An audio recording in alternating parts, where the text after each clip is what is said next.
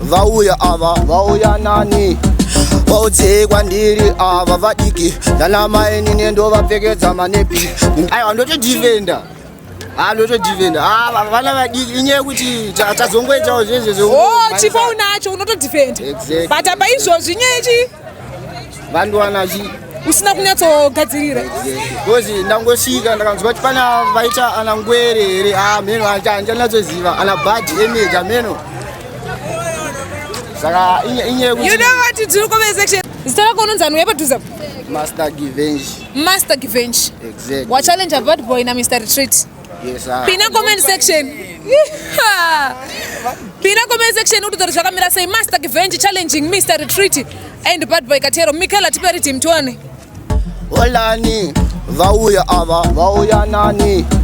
Vaudze kwandiri ava vadiki Nana maini nendo vapfekedza manepi kunge terminate ndoti obvious case chinoti mishini chakazara nemagetsi kungonzi Givench ndobva ndati ndatsika unoti revenge nekuti nene mango mandere dhulataka ndovashungurudza ende ndonaka pari watanu. Okay, so fan kirata ndocheka ngoma dzakanipfeka materesi ndosheka vanhu vachisvetuka kana ndikagumbuka vanhu munozvambuka mari yachururuka pasteji ndapuruka pandinongosimuka mese munovhunduka ngoma dzakunguruka ndanzwa kutirimuka dare ndarandipfeka wona kufamukanseka zvamichalano vari kupi nhasi ndova mechakuvetana kapfupi ikadzi mayembure aya tosimisa vanhu vekuchinhoya vandikati mandi ndinonzi Badboy Katero vamwe vatombonditi mfana ujuizero vandiona nchipfura vakuti mero ndikati uya kunokutizwe ava vanhu avasi raiti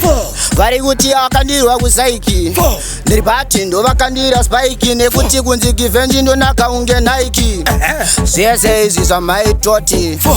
mai manje ndotinaputoti zama kuzama kunge nyamambavo expensive balance so ndiri kugara ndiri busy kunge nyuchi malines angu zvibhakera kunge Charles manyuchi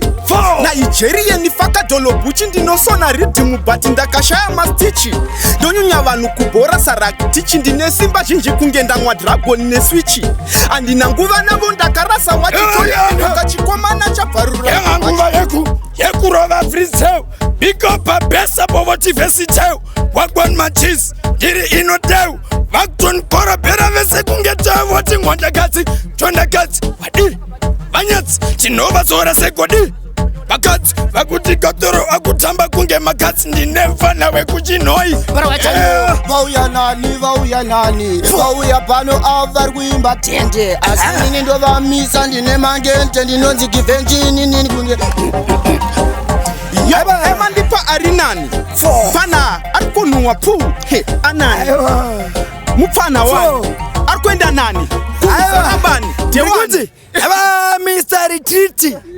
kana chona rapera biti ndokumecha kukurova kunge mbiti kuchinhoi kunoku ndo kune maputi anatoa manotenga maputi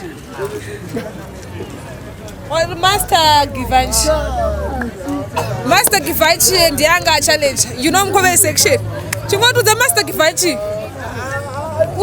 watanga kunoita zvokuimbira izvo unotoimba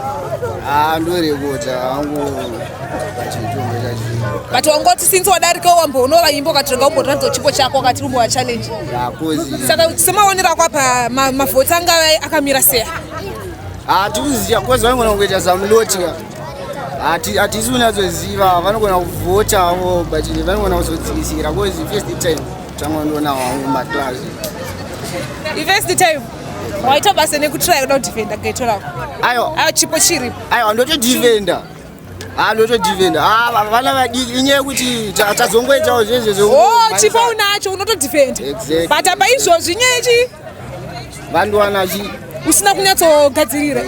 because ndangosvika ndakanzwa kuti pana vaita ana ngwere here mheno handinatsoziva ana bad image ameno